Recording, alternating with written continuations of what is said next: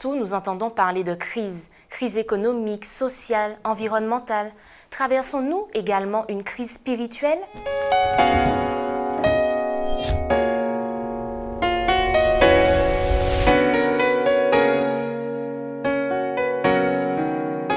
Bienvenue, chers amis, dans votre émission Autrement dit. C'est un plaisir pour nous de vous retrouver. Je suis en compagnie de Samuel Flamand et Patrick Luciat. Bienvenue à tous les deux. Merci. Nous poursuivons l'étude du livre de Jérémie que nous avons terminé la semaine dernière.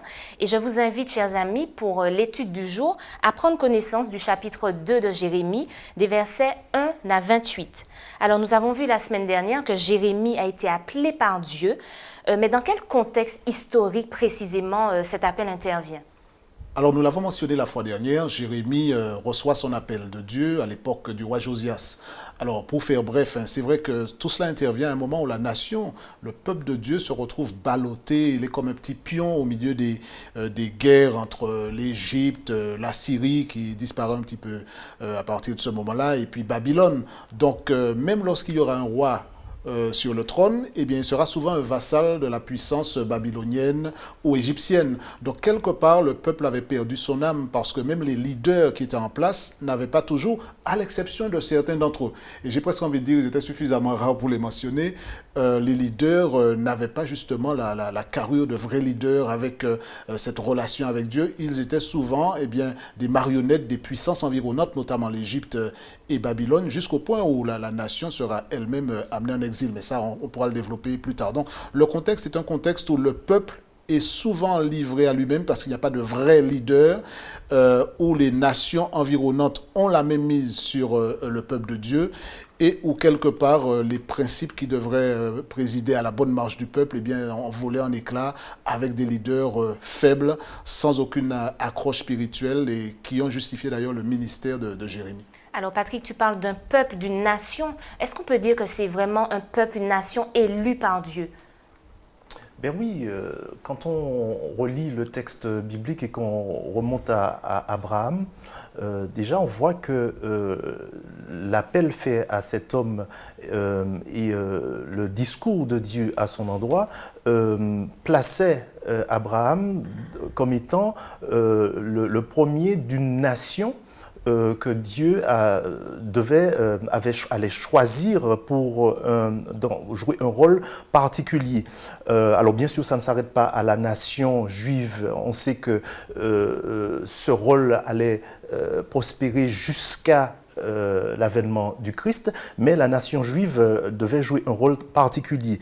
Quand on lit dans le livre d'Exode, on a une confirmation de cela. J'en veux pour preuve dans le livre d'Exode, au chapitre 19, et à partir du verset 5, où Dieu parle, il dit « Si vous écoutez ma voix et si vous gardez mon alliance, vous m'appartiendrez entre tous les peuples, car toute la terre est à moi. Vous serez pour moi un royaume de souverains sacrificateurs et une nation sainte.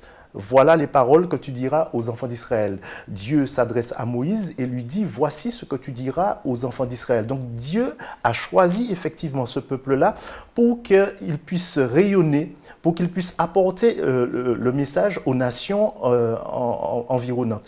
Et dans juste un dernier texte, quand on considère Ésaïe 56, le verset 6, on a une confirmation de ce que je viens de dire, c'est-à-dire que les étrangers les peuples qui étaient autour, eh bien, ils devaient avoir, cette lumière. Israël devait rayonner suffisamment de cette lumière-là pour que les peuples puissent la voir et qu'ils puissent venir auprès de Dieu. Alors, comment expliquer que ce peuple, cette nation élue, malgré tous les miracles, malgré la sortie d'Égypte, malgré tout ce que Dieu a fait pour eux, comment expliquer que ce peuple tout de même se détourne presque, j'ai envie de dire, presque sans arrêt justement de Dieu? Ça peut nous paraître renversant jusqu'à ce qu'on se regarde dans le miroir et qu'on se dise que nous-mêmes, nous sommes peut-être les mieux placés pour répondre à cette question parce que nous n'avons certes pas traversé la mer Rouge, mais Dieu seul sait quelles épreuves le Seigneur nous a permis de traverser. Et pourtant, parfois nous revenons en arrière. C'est difficile d'expliquer comment un peuple qui a vécu autant de choses peut faire marche arrière à si grande vitesse. Je crois que c'est un mélange de libre arbitre, nous l'avons mentionné dans des programmes précédents. L'être humain est toujours libre même face à la miséricorde, la grâce de Dieu, de dire, eh bien, tant pis, je retourne dans l'esclavage du péché. Il a toujours la possibilité de le faire. Et c'est vrai que ça nous paraît extraordinairement surprenant qu'un peuple n'est pas seulement vu Dieu à l'œuvre, mais l'est vu de manière extraordinaire. Des miracles comme le passage de la mer Rouge, comme le fait d'avoir été nourri au désert, d'avoir vu de l'eau sortir d'un rocher. C'est quand même des choses qui marquent. Et Dieu l'avait fait parce qu'il ne faut pas oublier que le peuple sortait de siècles d'abrutissement sous la servitude égyptienne et Dieu remet leur foi à flot en faisant des miracles extraordinaires. Et malgré cela, la versatilité du peuple nous étonne. Tout au long de l'Ancien Testament, on voit un peuple de Dieu qui tantôt se tourne vers les idoles pour adorer des dieux étrangers, et ensuite qui revient repentant vers l'Éternel pour repartir de plus belle dans l'idolâtrie. C'est parfois difficile à expliquer, mais l'être humain demeure libre. Le péché est toujours présent, et les pièges du diable et l'attraction du mal est une réalité aujourd'hui comme elle l'était à l'époque. Et je crois que quand on met tout cela ensemble, eh bien, la possibilité que le peuple fasse marche arrière était bien présente, et ça s'est vérifié à de nombreuses reprises. C'est triste, mais c'est la réalité. Alors, tu disais effectivement que dans ce contexte que tu as dressé, Samuel également, Dieu a suscité un prophète qui était Jérémie, que nous étudions. Quels étaient les messages de Jérémie et les mises en garde pour ce peuple d'Israël? Dieu avait comme mise en garde, en fait, comme exhortation, de laisser l'apostasie, de laisser l'idolâtrie. Le peuple montre, un peu comme une bravade, qu'elle va à l'encontre de la parole de Dieu. Quand on lit le chapitre 2 de Jérémie, on voit que le peuple adore des idoles. Le peuple s'adonne à l'idolâtrie. Et Dieu ne comprend pas qu'un peuple qu'il a autant accompagné, avec lequel il a été toujours présent, pour lequel il a fait des choses extraordinaires, tombe aussi bas. Et j'aime bien à un moment donné où, quand il dit, par la bouche de Jérémie, est-ce qu'il y a dans les peuples environnants, vous voyez qu'il y a des peuples qui ont délaissé leur Dieu et qui adorent d'autres dieux que leur Dieu, quand bien même leur Dieu ne serait pas le Dieu, c'est-à-dire moi. Non, il n'y en a pas. Or vous, alors que vous devriez vous accrocher au seul Dieu qui existe, c'est-à-dire à moi, eh bien non, vous vous appropriez les dieux de ces personnes-là ou d'autres dieux. Donc il est vraiment, il y a une forme, si je puis dire, d'amertume de Dieu, en tout cas d'incompréhension par rapport à l'attitude de ce peuple-là. Il y a un autre élément, c'est que le peuple est aveuglé, par ses propres... j'ai envie de dire, tellement engluée dans ses erreurs qu'elle ne voit pas où elle se situe, au point de se dire que nous sommes le peuple de Dieu, donc rien ne nous arrivera. Il y a une forme d'arrogance quand ils disent par exemple que nous sommes, c'est ici le temple de l'Éternel, ça veut dire que, bon, on pourrait dire aujourd'hui, je suis de telle église, de tel temple, je suis de confession adventiste, je pense que le message que je véhicule est le bon, mais rien ne m'arrivera. Qu'est-ce qui peut m'arriver? Non. Eh bien, c'était cela, l'arrogance du peuple, et qui s'interdisait de considérer ses propres voies, sa propre manière de vivre, et de voir que ce n'était pas conforme à ce que Dieu attendait de lui. Alors, est-ce que nous, aujourd'hui, on peut éventuellement se retrouver dans cette situation? Est-ce que génération après génération, on s'écarte peut-être de la vérité, et puis on pense qu'on est dans la vérité alors qu'on est dans l'erreur? J'ai presque envie de dire que le péché est une maladie très grave, et parmi les symptômes, il y a l'aveuglement, Samuel en faisait allusion tout à l'heure, il y a cet étrange pouvoir de fascination, il y a aussi une puissance d'amnésie.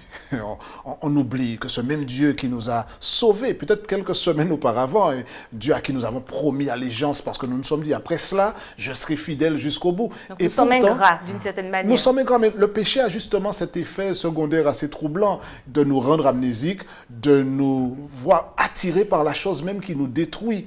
Et ce qui était vrai à l'époque de Jérémie, tu le disais dans ta question, c'est aussi vrai aujourd'hui. Alors, génération après génération, on voit que le mal est encore là, il règne en maître. Heureusement qu'il y a des descendants de Jérémie, j'ai envie de dire aujourd'hui, mais le péché est encore là, il attire encore les gens dans ses filets et beaucoup tombent dans le piège du péché. Alors comment stopper cette machine infernale? Alors peut-être c'est retrouver l'esprit qui animait Jérémie et savoir que même au milieu du péché, on n'est pas sans défense. Le péché peut être une maladie grave, mais il y a un médicament extraordinaire qui est la puissance divine.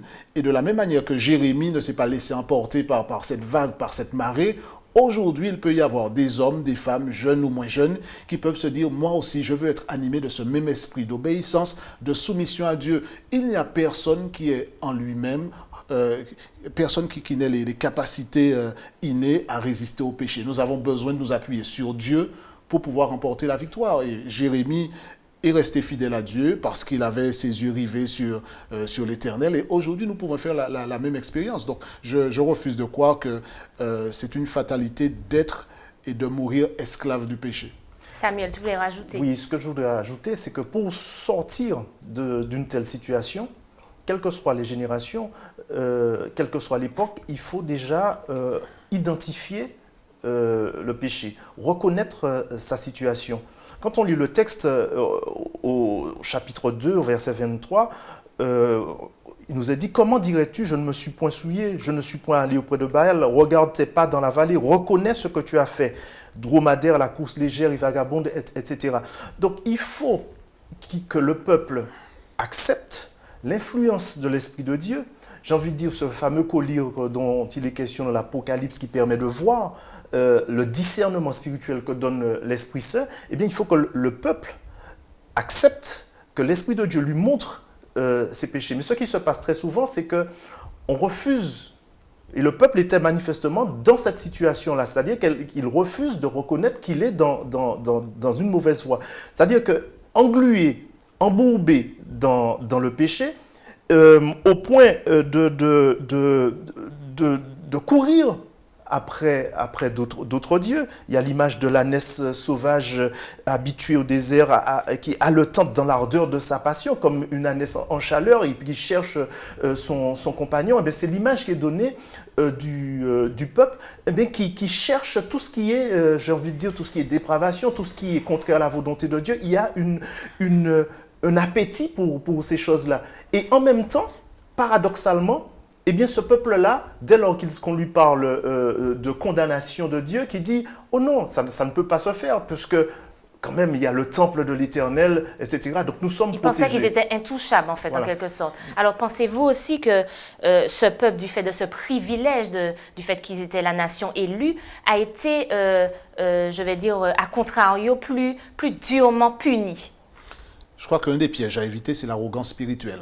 Croire que parce que l'on a été appelé par Dieu, eh bien que ça nous place au-dessus des lois et qu'on peut tomber dans une certaine complaisance.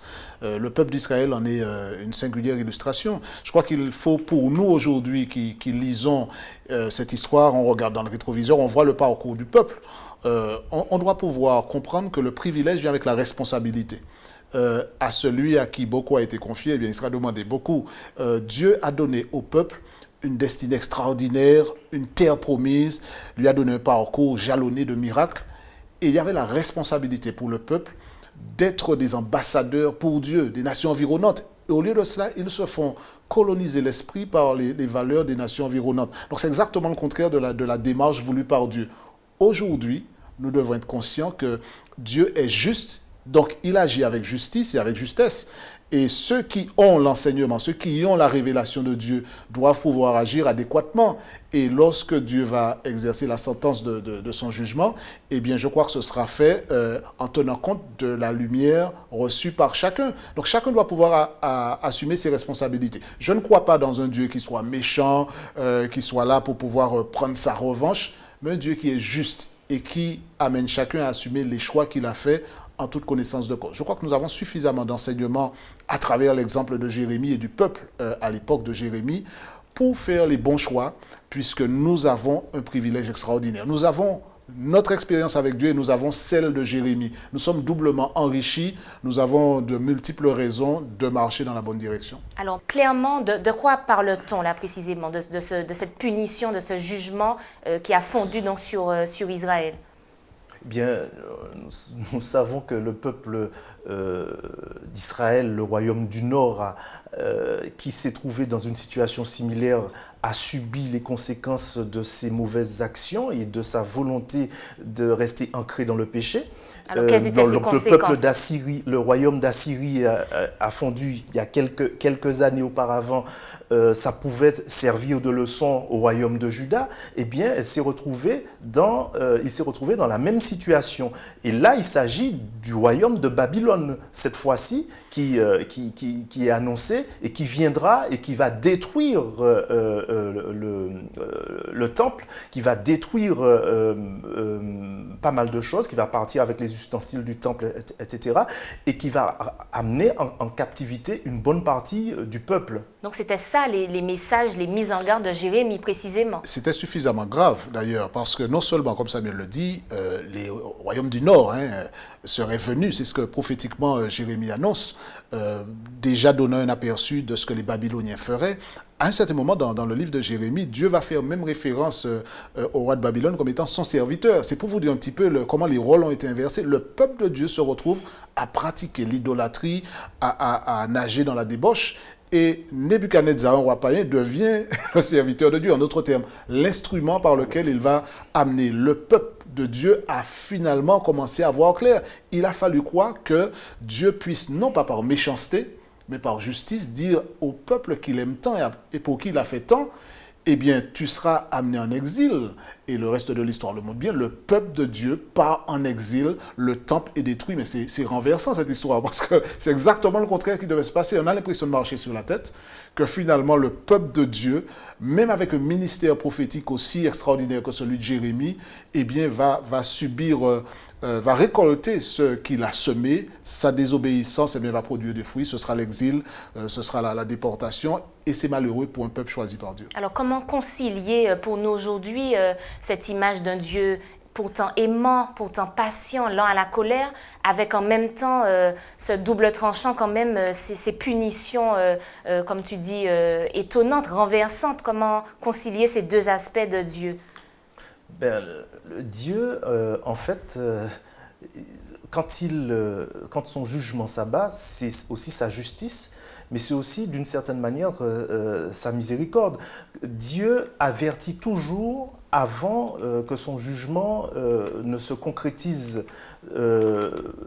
C'est l'amour de Dieu aussi en action. Parce que imaginons un monde dans lequel on irait crescendo dans la dépravation la plus totale, avec des choses les plus abjectes qu'on pourrait voir, comme du temps de Sodome et Gomorrhe. On sait ce qui se passait. Dieu a donné sa chance. Quand Abraham lui parlait, eh bien, il a été jusqu'à 10 justes. Si on trouvait 10 justes, il n'y en avait pas. Eh bien, la justice de Dieu va se manifester, mais Dieu, ça n'enlève rien à l'amour de Dieu pour son peuple. Il faut qu'à un moment donné dans l'histoire, par le passé comme dans le futur, quand ça se fera, eh bien que Dieu dise « stop ». Voilà, je vous ai averti, eh bien maintenant, vous n'avez pas voulu marcher dans mes voies, vous n'avez pas voulu respecter mes exhortations, vous n'avez pas voulu rentrer dans le cercle que j'ai préparé pour vous, ça veut dire que vous n'êtes pas avec moi.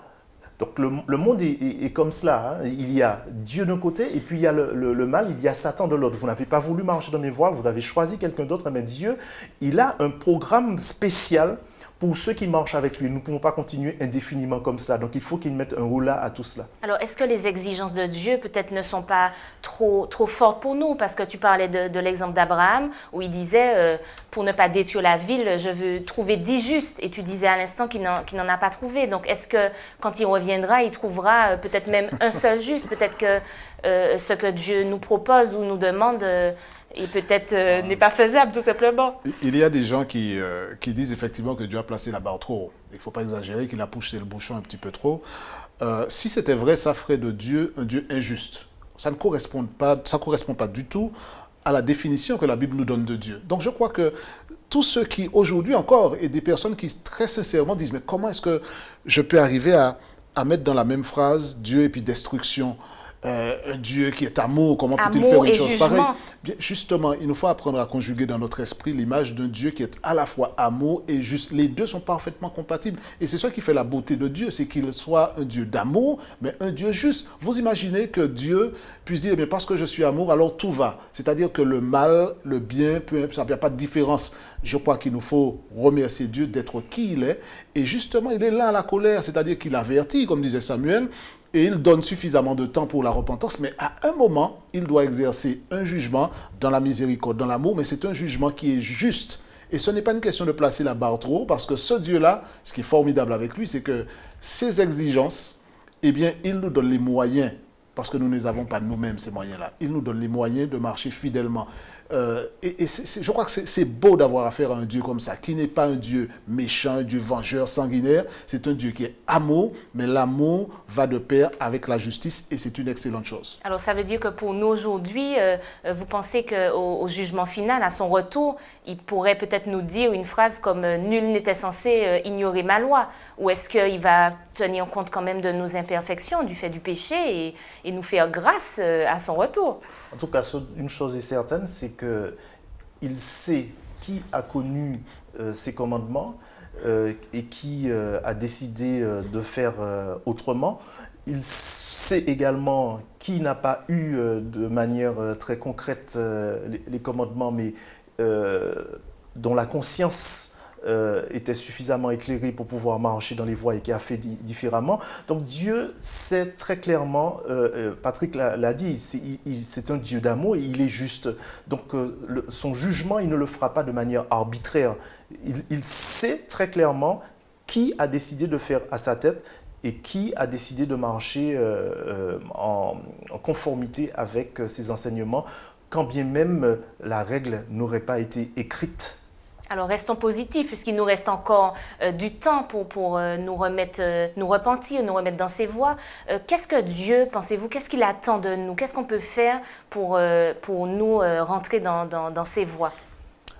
Le Dieu que nous servons est un Dieu tellement bon que non seulement il nous parle à travers notre conscience, mais à travers sa parole. Et puisque nous étudions le livre de Jérémie, des récits comme ceux-là sont faits pour nous éclairer. Et je crois qu'un récit comme cela, dans le terreau de notre conscience, peut produire des fruits extraordinaires. Nous amener à nous regarder dans le miroir et à reconnaître notre imperfection, notre indignité. Dire qu'est-ce que Dieu attend de moi? Bien, il attend simplement que je reconnaisse avec honnêteté et sincérité que sans lui, je ne peux rien faire. Et je passe de Jérémie à l'évangile de Jean, alors, cette formidable déclaration, il est dit, sans moi, vous ne pouvez rien faire. Mais justement, Dieu attend de moi que je saisisse la main qu'il me tend et que je me laisse guider par lui. Si je me laisse guider par lui, je serai absolument dans la bonne direction. Et je n'ai pas de crainte à avoir, je peux dormir tranquille, je sais que ma vie est guidée par Dieu et que quel que soit ce qui se passera lorsque le Seigneur reviendra, il ne sera pas injuste, il n'est pas un tyran et son jugement sera un jugement avec lequel je peux être tranquille parce qu'il s'agit d'un Dieu d'amour et ce qu'il fera sera à l'image de son caractère. Personne ne sera détruit ou puni simplement parce que Dieu, à la tête du client, aurait déterminé qu'un tel ou une telle ne mérite pas la vie éternelle. J'aime ce Dieu-là et je crois que Jérémie, même à travers les méandres de l'histoire, nous permet de mettre en avant un Dieu qui est quand même miséricordieux et juste. Alors, un Dieu qui avertit, effectivement, Israël avait été averti à plusieurs reprises, vous l'avez dit, des événements à venir. Est-ce que nous, aujourd'hui, nous avons des éléments qui nous préviennent un petit peu des choses qui vont se passer? Ben oui, nous avons des prophéties qui ont trait à la fin des temps. Nous savons, dans les prophéties, dans le livre de Daniel, le livre d'Apocalypse, à travers le message de Jésus également, nous savons que plus nous avançons dans le temps et plus les temps seront difficiles, plus il y aura une sécularisation, si je puis dire, plus les gens deviendront méchants. Nous savons que les relations familiales vont se détériorer. Nous savons tout cela. Et donc, nous y sommes déjà alors dans le portrait que tu dresses. Bien sûr. Donc c'est pour cela qu'il faut que nous fassions que nous nous rapprochions de Dieu et que nous ne construisions pas, si je puis dire, des citernes crevassées pour revenir au cas de Jérémie. Jésus, c'est lui la source d'eau vive, c'est lui la solution. Quand nous voyons qu'aujourd'hui les choses vont à volo, que la société a perdu toute forme de repère en termes moral, que nous voyons que la famille est attaquée, par exemple, eh bien, ce sont des choses qui Donc étaient... ce sont des signes, selon oui, toi ce sont des signes, ce sont des choses qui étaient annoncées. Eh bien, il faut qu'à ce moment-là, que nous puissions justement avoir ce point d'ancrage-là auprès de Jésus, parce que c'est lui la source de notre espérance. Alors Patrick, est-ce que tu partages cet avis de Samuel? Est-ce que pour toi, on est bien dans la fin des temps là? Oui, alors sans tomber dans le piège de donner des dates, etc., mais je crois que la décadence morale est un symptôme justement que les temps sont en train d'arriver. On est dans la dernière ligne droite et je crois que c'est une invitation pour chacun d'entre nous de faire en sorte que le message de Jérémie, eh bien, nous puissions le reprendre à notre compte. Appel à la repentance, à revenir à Dieu. Est-ce qu'il y a des idoles chez nous? Parfois on regarde dans le rétroviseur en disant, tiens, à l'époque de Jérémie, ils adoraient Baal, etc. Il n'y a pas Baal chez nous. Sauf que la version moderne de tous ces dieux, de ces faux dieux, etc., la déclinaison moderne de l'idolâtrie, elle est bien réelle. Donc, dans cette période de l'histoire de l'humanité, le message de Jérémie, c'est-à-dire l'appel à la repentance, retour à un Dieu qui a tant fait pour nous, il est plus que jamais d'actualité. Et je crois que aujourd'hui, tout chrétien qui aime Dieu et qui donne à la Bible la place qui lui revient devrait s'inscrire dans cette dynamique. Retourner à Dieu, s'accrocher à sa parole et marcher dans la lumière que Dieu nous donne. Nous allons donc conclure sur ces belles paroles. Merci à vous deux pour cet échange et merci à vous de nous avoir suivis. Rendez-vous la semaine prochaine.